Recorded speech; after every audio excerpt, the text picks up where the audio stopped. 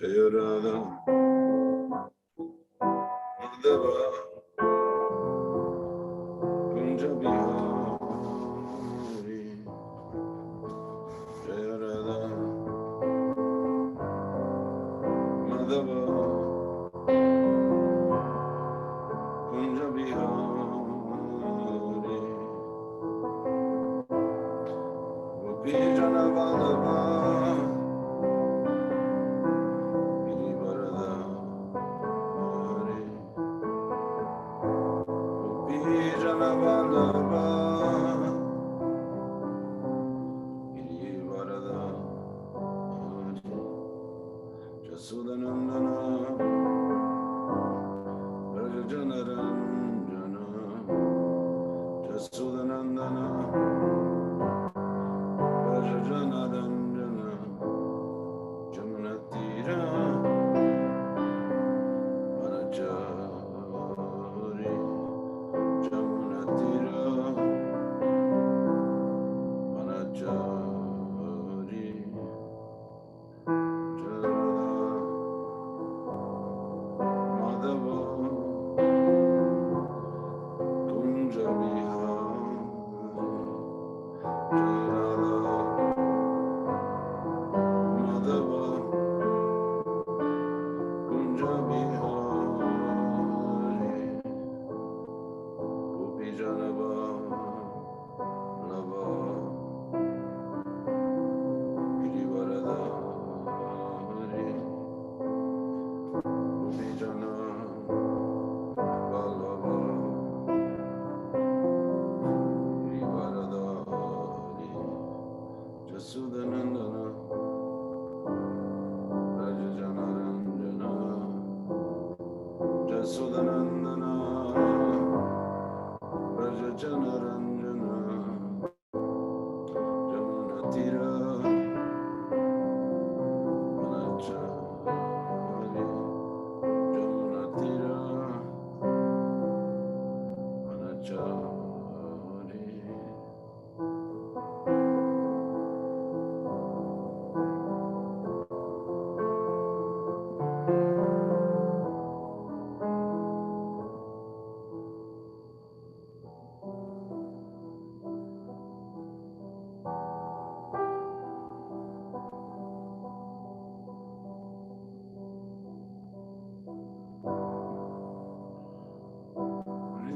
Krishna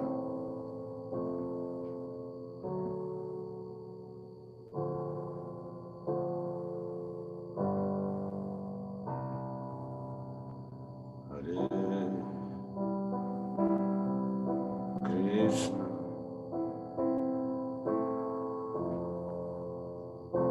Hare Krishna Krishna Krishna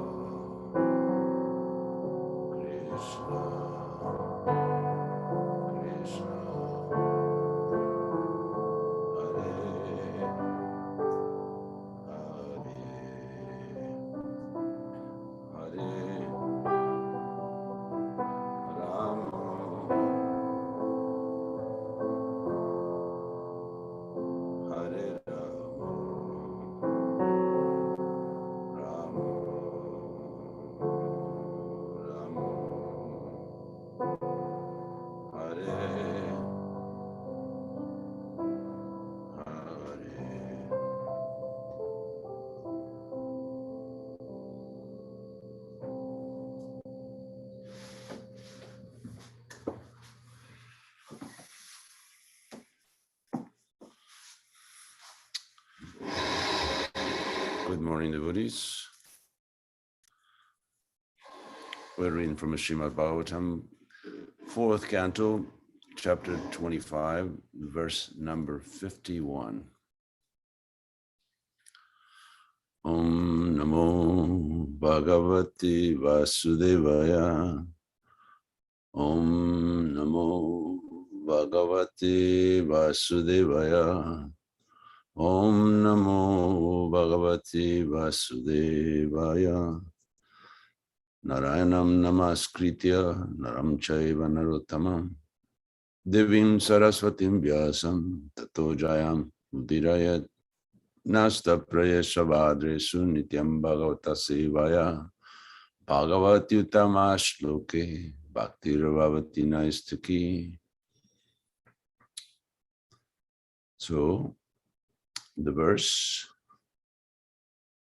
Devahur Namapur Yadva Uttarena Puranjana Rashtram Uttarapanchalam Yati Shutadaram Vita. Synonyms: Devahu, of the name Devahu, Nama, as it was called, Purya, of the city, Dwa, gate, Uttarena, of the northern side, Puranjana, King Puranjana, Rashtram, country, Uttara, northern, Panchalam, of the name Panchala, Yati, used to go, Shrutadhara, Anvita, with his friend, Shrutadhara. Translation and purport by His Divine Grace, Srila Prabhupada. On the northern side was the gate named Devahu. Through that gate, King Puranjana used to go with his friend Shrutadhara to the place known as Uttara Panchala. Purport. The two ears are situated on the northern side and the southern side. The ear on the southern side is very strong and is always anxious to hear about sense enjoyment. The ear on the northern side, however, is used for taking initiation from the spiritual master and for gaining promotion to the spiritual sky. The right ear, or the ear on the southern side, is called Pitrihu, which indicates that it is used for attaining the higher planetary systems known as Pitriloka. But the left ear, which is known as Devahu, is utilized for hearing about even higher planetary systems, such as Mahaloka, Tapoloka, and Brahmaloka, or yet even higher planets situated in the spiritual universe, where one becomes more inclined to be permanently situated. This is explained in the Bhagavad Gita 9.25, Yanti Deva Vrata Devan, Pitrin Yanti Pitri Vrataha, Uthani Yanti Bhuteja, Yanti Mad Yajinopimam. Those who worship the demigods will take birth among the demigods. Those who worship ghosts and spirits will take birth among such beings. Those who worship ancestors go to the ancestors, and those who worship me will live with me. One who is interested in being happy on this planet as well as after death generally wants to be elevated to the Pitrilokas. Such a person can use the right ear for hearing Vedic instructions. However, one who is interested in going to Tapoloka, Brahmaloka, the Vaikuntha planets, or Krishna Loka may take initiation from the spiritual master in order to be elevated to such lokas. The verse again. On the northern side was a gate the gate named Devahu. Through that gate, King Puranjana used to go with his friend Shrutadhara to the place known as Uttarapanchala. Om Agyanatimirandasya Gyananjana Salakaya Chaksurumilitam Jena Tasmai Shri Gurave Namaha.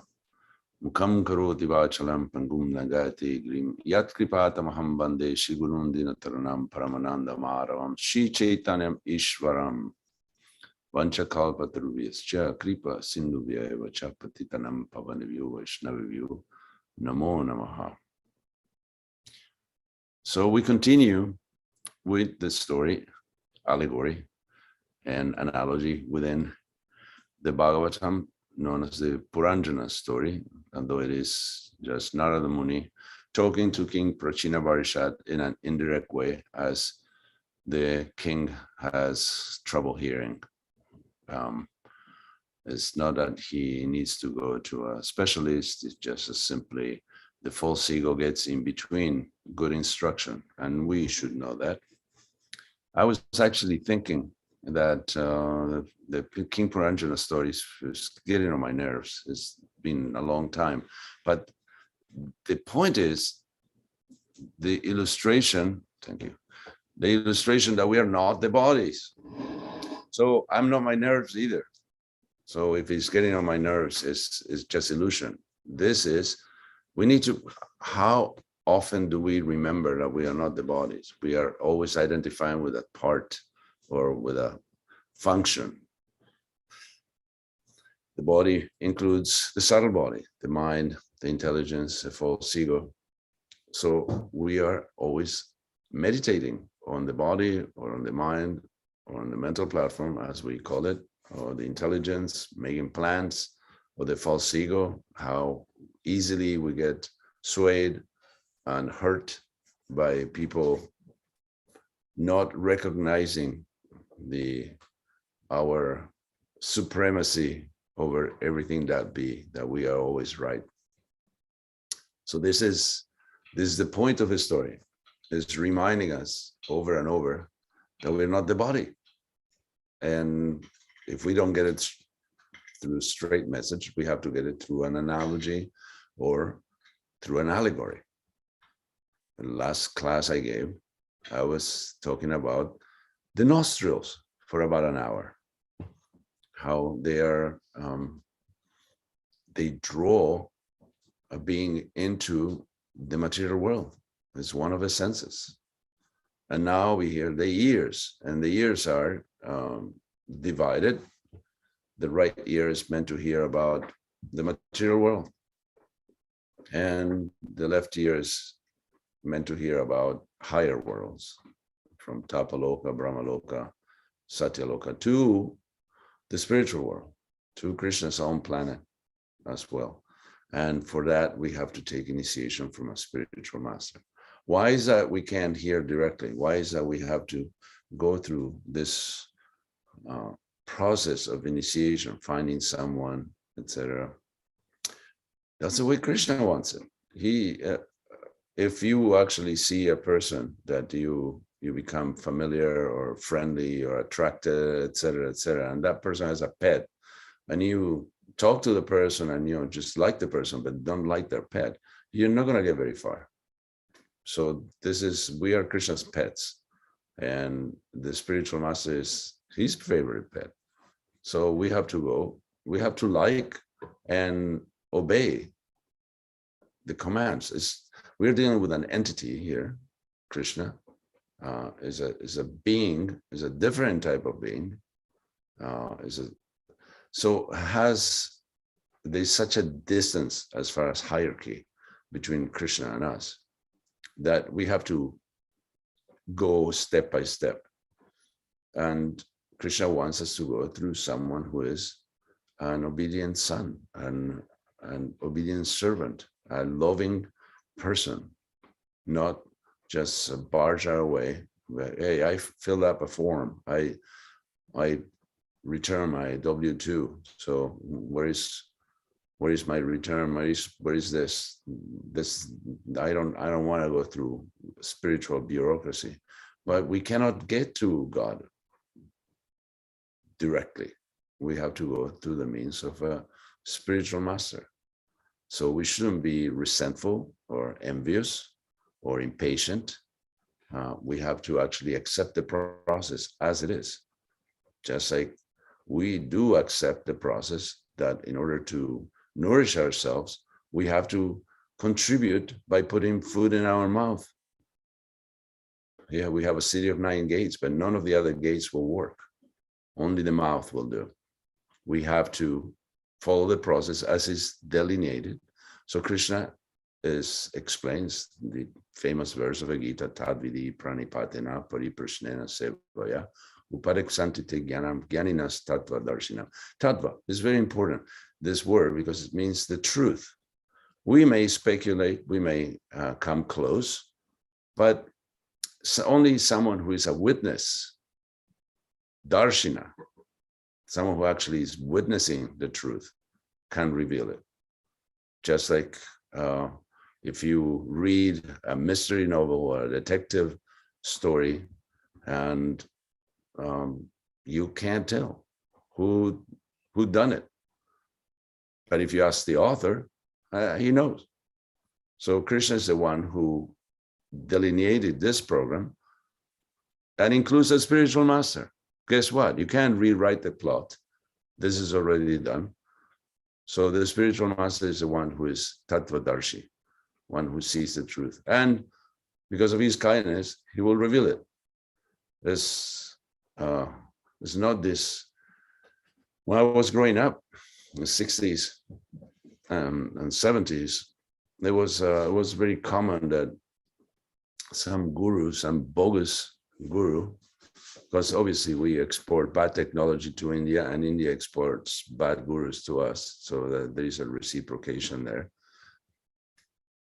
There were these gurus that there was a lot of mysteries surrounding them, that they will sell mantras or they will say very ambiguous things that you could not tell. So this is not, the truth is one. Krishnastu Bhagavan Swayam. Gopi Bhartu Dasa. Kamalayor Dasa Dasa Anudas. We are servants of the servants of the servants of Krishna. That's the truth. And it's not disguised in any way. It's not mysterious. It's not when I was in my teens, I saw a film with, I think it was with David Carradine, that became famous by playing Kung Fu and becoming sort of a Buddhist. And it was called The Silent Warrior. And there was a contest where the warriors from different classes, I think it was in modern times, but people, a samurai and a Kung Fu master and a wrestler and just all sorts of people showed up for this fight, to see who is the best fighter of them all. And there was a prize. There was a prize, and nobody knew what it was, but it was very much sought after. So all these people, they fought each other, and finally the small guy, the smartest guy, who deflected all the attacks with swords and tridents and blows and etc., clubs, he won. So his prize was a map to Valhalla, or to Xanadu, to the promised place. And then on the way there, he faced so many tests. It was more or less like Yudhishthira Maharaj going up, trying to rescue his brothers from the Yaksha that kidnapped them.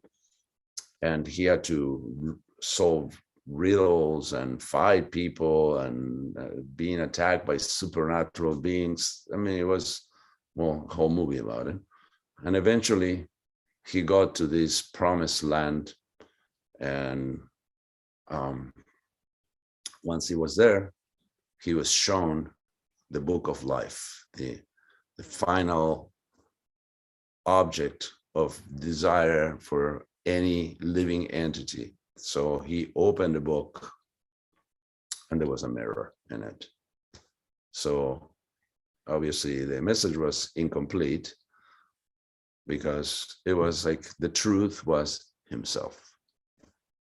So this is an impersonalist idea that we are actually not even impersonalists. This is a secular humanist idea that man is a center of everything, center of the universe, the purpose, the reason, the why, and the everything. Well, this is not true. We are just bewildered, small, insignificant living entities wandering about Brahmanda, Burbinte, Kona, Bhagavan, Jiva, just Brahmanda, everywhere, the universe. It's enormous.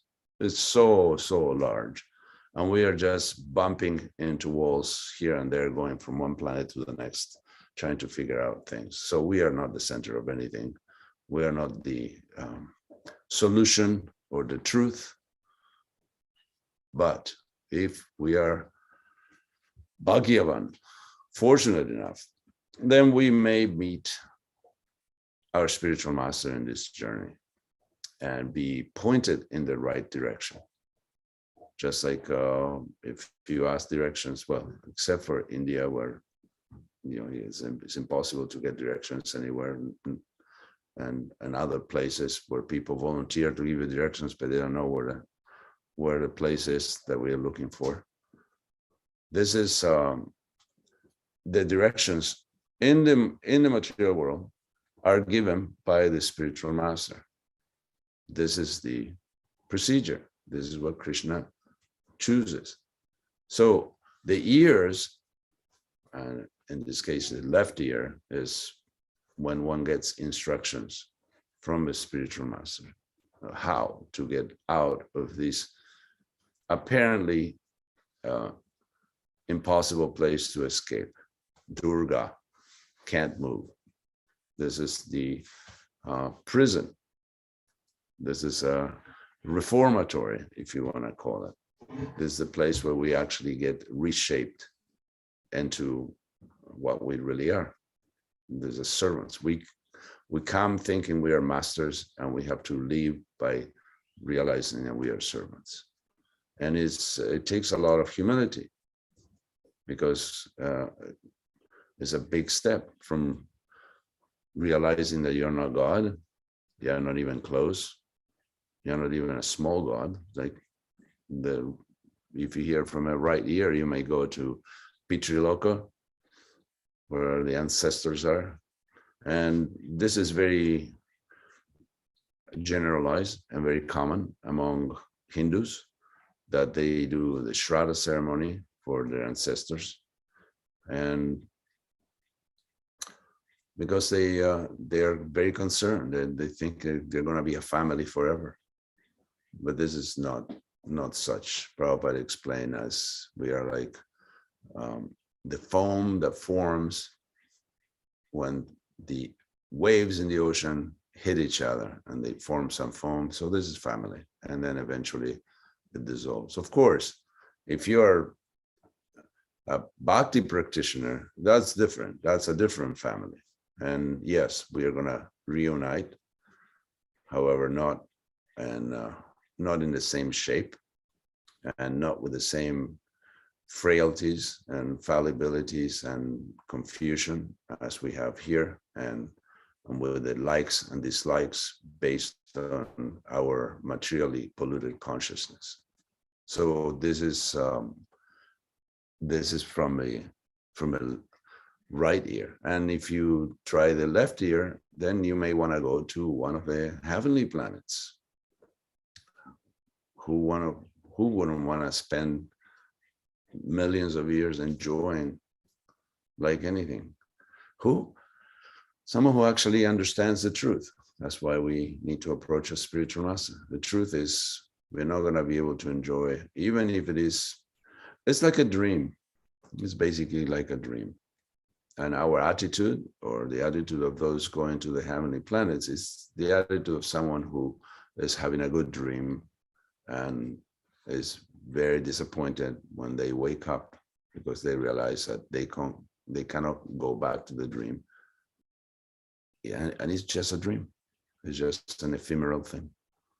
So, although I spoke about the nostrils for a long time, I don't want to speak about the ears for a very long time.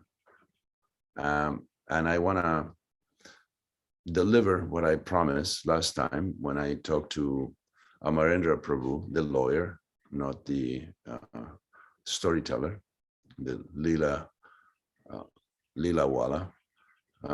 There was he was a temple president in Gainesville, Florida, that the Radha Damodar party showed up and they had a transcendental competition. So I'm going to move from the ear to the stomach, or to the mouth, if you wish.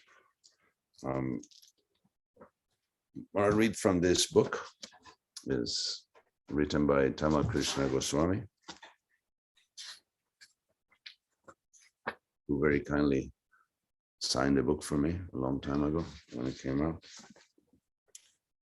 So here it is. Eventually, if you devotees have questions or comments or realizations about this topic, we'll get to that. We have time. Amarendra Das, the Gainesville temple president, was a great bear of a man, but his broad 6 foot plus physique and the dark shadow of his beard could only slightly camouflage his gentle joviality. As a student activist at the University of Florida, Amarendra had gained recognition among his fellow collegians as a campus leader. After graduating, instead of pursuing further studies in law, he had preferred to dedicate himself to full-time preaching. Along with his wife, Gayatri, and a lone brahmachari, Sankarshan Das, Amarendra reopened the ISKCON Gainesville Center. And within a short time, more than 20 young men and women were attracted to join him, many coming from his nearby alma mater. The revolutionary message of Krishna consciousness soon aroused his political appetite once again, and the succeeding years found Amarendra campaigning first for the position of city commissioner and then state legislator. Though gaining only a small voting percentage, his candidacies were successful in that his Krishna-conscious political platform earned a respectful acceptance among thousands of voters. Amarendra's political recognition, however, ran a clear second to his reputation as a Krishna Prasadam aficionado. Daily, he led the devotees to the University Plaza of the Americas, where they distributed hundreds of plates of opulent prasadam. The preparations were so richly laden with butter and sour cream that local devotees often refer to ISKCON Gainesville as ISKCON Geesville, since so much of the food was deep fried in ghee, clarified butter. Their gastronomical fame was renowned throughout America and made the Gainesville Temple a mandatory stop for all the traveling Sankirtan parties. Amarendra was particularly proud of a 4 o'clock afternoon offering, which he referred to as the sannyasi killer, on account of a large variety of especially sweet pastries. Sannyasis are advised to refrain from overindulgence in sweets to avoid sexual agitation. One afternoon, while Vishnujan and I were sampling some of the preparations, Amarendra chided us by saying that he was surprised to see what puny eaters our brahmacharis were. Or perhaps they are fasting, he joked. I immediately responded that our brahmacharis had been complaining of hunger pangs ever since arriving at his temple. If the prasadam shortage was due to lack of funds, I said, I would be glad to help him out. After all, I continued, Srila Prabhupada had advised that a guest not ask for seconds if the host was poor. We were trying to be as considerate as possible, not wishing to embarrass anyone. Your women may be able to satisfy their children's small bellies, but when it comes to cooking for men, we may have to go hungry. I concluded in a humorously challenging mood. Amarendra was quick to pick up the gauntlet. No one has ever disputed our cooking abilities. Although tomorrow is not a special holiday, I'll have our cooks prepare a small feast. It won't be a special endeavor for them because they practically do it every day anyway. I'll tell them how your men say they're starving, but I say it's all talk. Let us see if they can really respect Krishna Prasadam as you say they can. When they are lying on their backs begging us to stop serving the prasadam, then you'll have to admit that they are not men at all, but simply a bunch of puny boys. Vishnujan laughed at Amarendra's bold challenge. Tell the men to fast until noon, and we prepare to defend Radha Damodara's reputation, he ordered. The Gainesville Temple was a wonderful facility. It had formerly been the home of a large campus sorority, and now its two buildings were divided for dormitory use, temple, prasadam, and reception areas. In the temple building, in the huge prasadam hall located on the second floor, the 50 Radha Damodar brahmacharis sat in two long lines, with Vishnujan and myself at their head.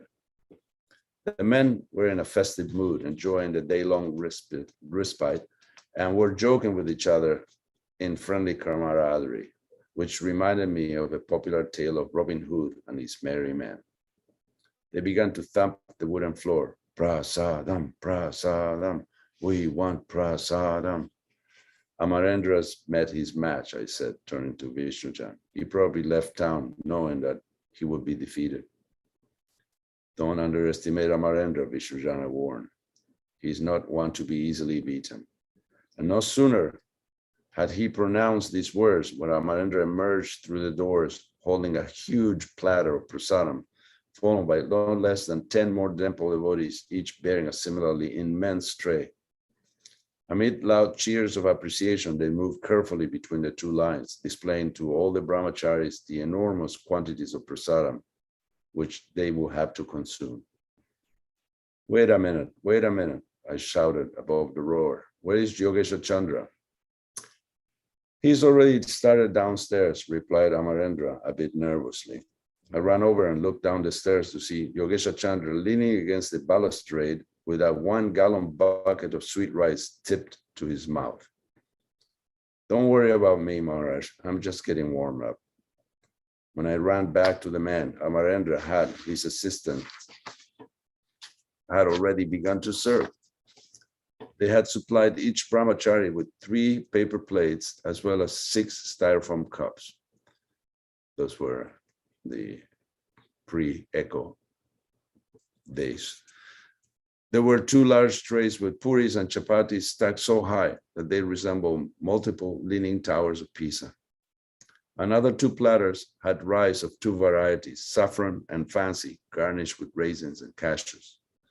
Then there were vegetable dishes, eggplant and tomatoes, goranga potatoes, deep-fried cauliflower and sour cream, peas and curd, asparagus topped with a cream sauce, and kofta balls swimming in tomato sauce. As each platter was emptied, it was replaced by a fresh one filled with a new variety of prasadam. Next came trays of samosas, kachoris, and varieties of pakoras such as cauliflower, broccoli, tomato, and green pepper. Out raced the servers with more preparations. This time, large cardboard boxes filled with papadums and baked potatoes. Up the stairs came enormous stainless steel pots, each carried by 2 men, filled with dal, tomato chutney, and lemonade. And there were fruit chutneys as well: pineapple, strawberry, raisin, cherry, banana, and apple. Amarendra personally brought in the next entree, pizza pie, and his assistants followed with dozens more. Then came soy burgers sandwiched between lettuce, tomatoes, and buns. Vishnujana chanted, Hari, Hari, and everyone there were replies of Hari and Krishna and Prasadam Ki Jai. The devotees were in ecstasy. They had never been served such a wonderful feast with so many varieties and in such proportions. Everyone could taste the great devotion with which the cooks had prepared this wonderful offering to Krishna.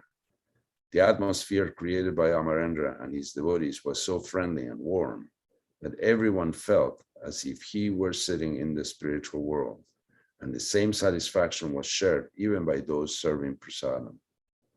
These were all exchanges of spiritual love. Mungte bhujayate chaiva satvidham pritilakshanam. Two of the 6 items described by Srila Rupa Goswami as ways by which devotees can exchange the loving feelings were to distribute and to receive Krishna prasadam. Amarendra and his assistants were relishing the opportunity to serving their god brothers by offering them Krishna in the form of the remnants taken by the Lord. In this way, they were assisting their god brothers in making advancement in spiritual life by tasting Krishna in its transcendental manifestation of prasadam. And this loving gesture on the part of the servers made the recipients eager to respect the prasadam more and more without any thoughts as to how much they had eaten. It was a transcendental exchange in which the servers and the served were equally satisfied. Amarendra stood by me with his hands on his hips, surveying the situation. Some of the brahmacharis had keeled over and were lying on their backs. Others were resting on their sides, their heads supported on their bent arms. Still others were calling for more prasadam, specifying their favorite varieties. Your men look like they're getting tired. They're just a bunch of puny boys, as I said to you yesterday, and we haven't even begun to bring in the dessert. All right, everybody sit up, I shouted. Tom, Joel, Al, what's wrong with you? Amarendra won't start bringing in the desserts until everybody's ready to eat more. With the mention of the sweets, the men seemed to gain new enthusiasm and they roared with pleasure, indicating their eagerness. Amarendra now called for the sweets: gulab jamuns, rasagulas, kshira, sandesh, burfi, lagdus, simply wonderfuls, malpuras, blueberry halava, orange peel halava, strawberry halava. Then came the cakes, banana cream, carob cream, and pies filled with blueberries and other fruits in season. It was astonishing to see the expertise of Gainesville cooks matched against the equally transcendental appetite of the Radha Damodar brahmacharis. Though the cooks had prepared unlimited preparations, the men had respected them, leaving nothing behind. Finally, Amarendra called for the coup de grace, 200 cream-filled carob glazed eclairs still warm from the oven. It was more than some could take.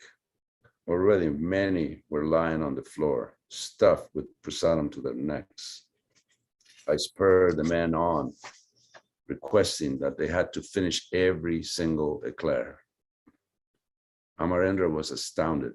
Never before had he seen such a display of transcendental feasting. The cooks had all come out from the kitchen, and they too were amazed. The servers were exhausted. Vishnujan and I sat back, filled with prasadam and amazed at the 1-hour prasadam marathon.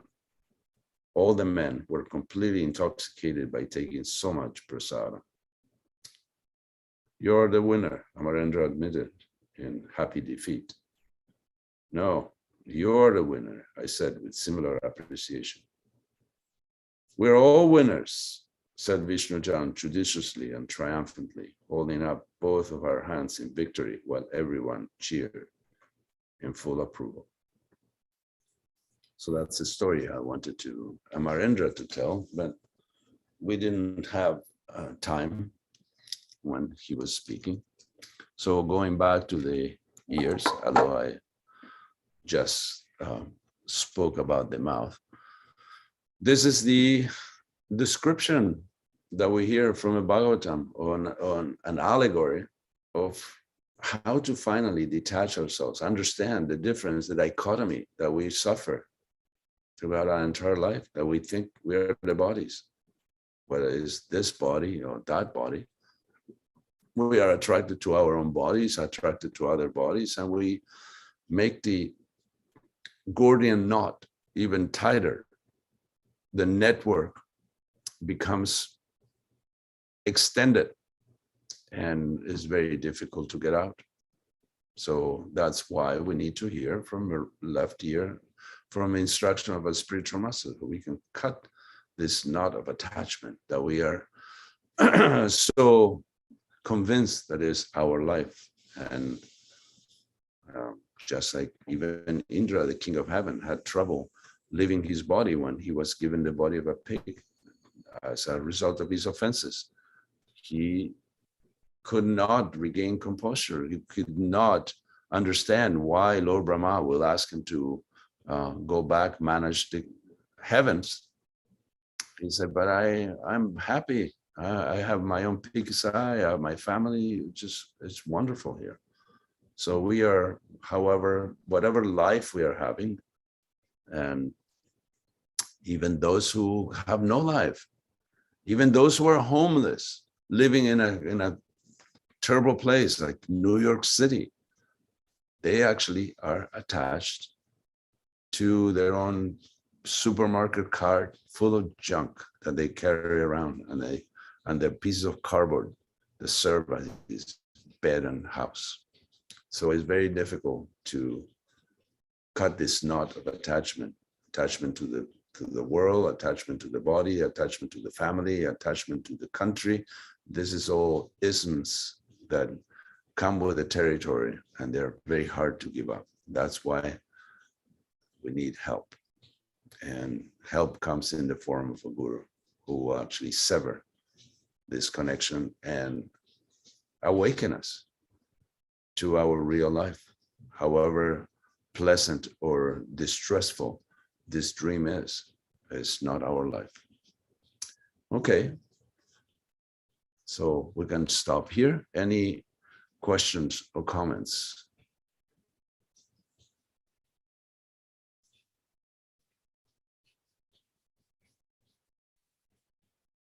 I have a comment. Right ear. Trying to understand the right ear.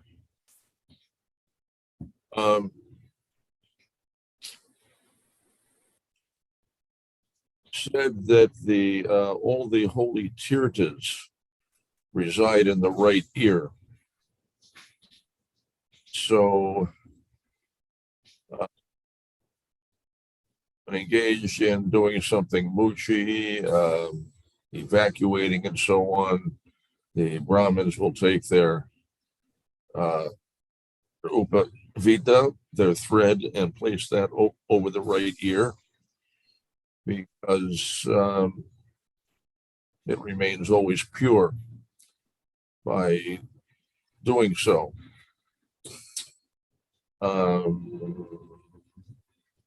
I just thought I'd throw that in there because it pertains to the right ear, but I have some confusion, and I guess I have a question that this verse describes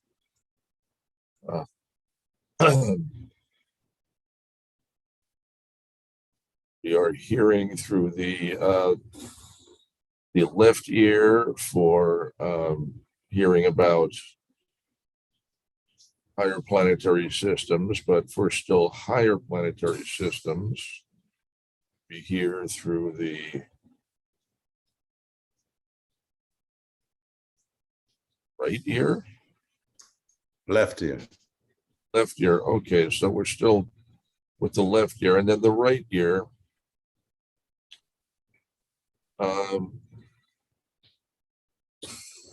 For hearing Vedic instructions. And in the final sentence, it describes we're taking initiation from the spiritual master in order to be elevated in such lokas. No specific mention of which ear we're hearing from in that sentence. Going back to an earlier chapter in the canto, where are we? Okay, so chapter 8, And in text 54, in Srila Prabhupada's purport, he mentions that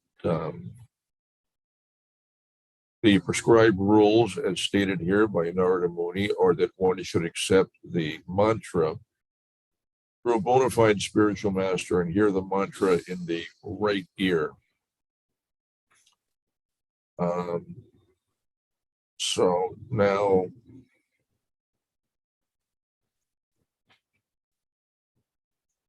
mantra received at initiation is received through the right ear.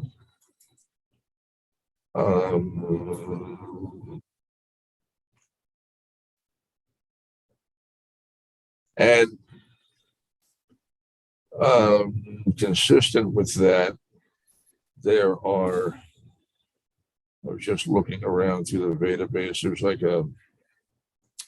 over 180 instances of Srila Prabhupada instructing that the Gayatri mantra should be heard through the right ear.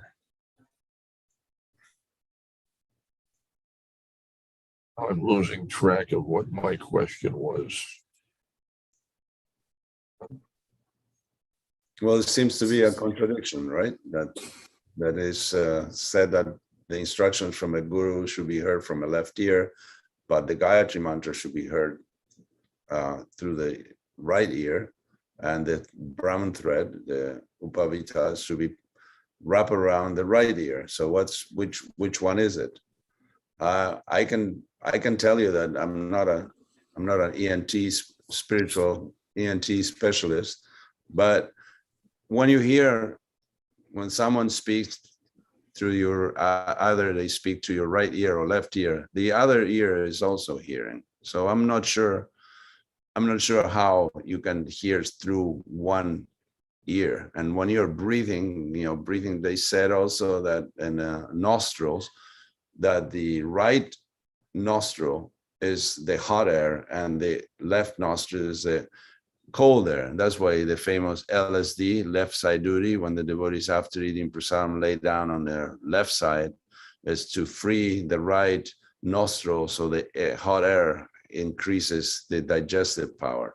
Well, but you're still breathing through both sides. And again, when you hear through one ear, you hear through the other one, unless the person is whispering in one ear, which is usually not the case.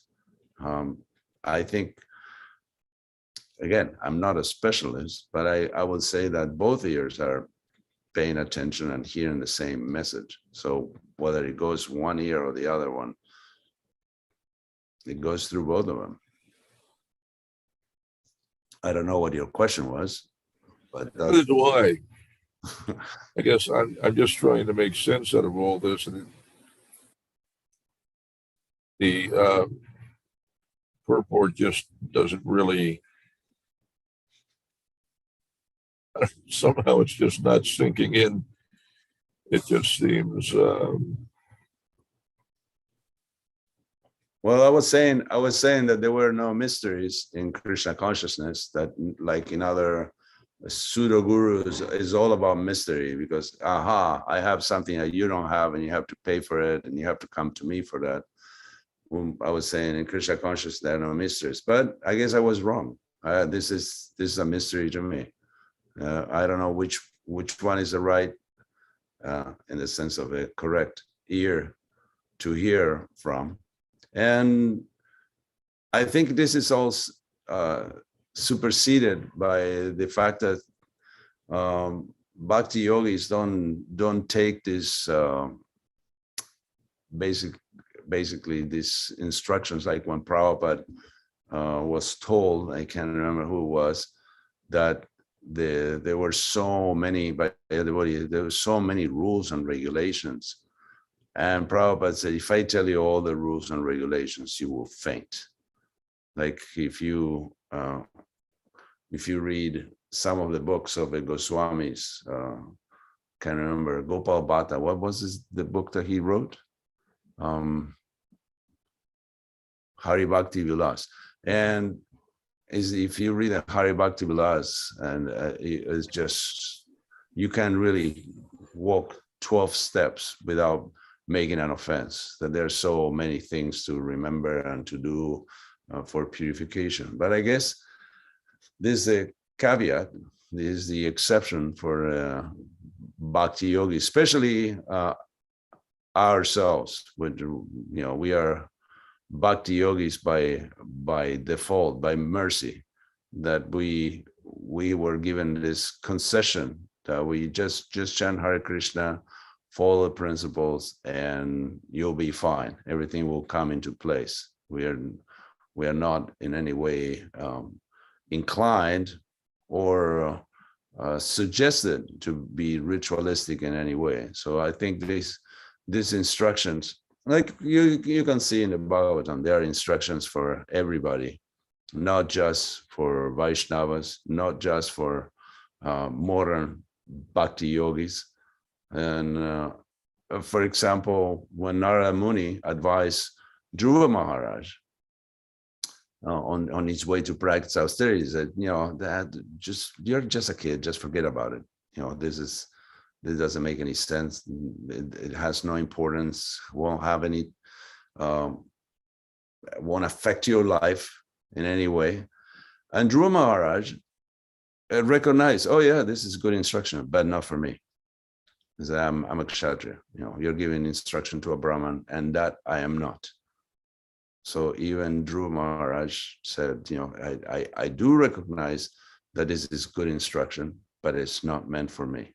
So I think we could use Dhruva Maharaj's argument, saying, oh yeah, this looks like good instruction, but I don't think it applies to me, because I can't figure my way out of this one. So I will try to just chant Hare Krishna and read the scriptures and nod and accept that only my spiritual master can discern and tell me what's right for me. Would you agree? Yeah, sure. Sorry, I put you against the wall. I'm really foggy. I had a really rough night. But I see now what my issue was. It's that early in the purport, statement is made, what is it, like a third sentence.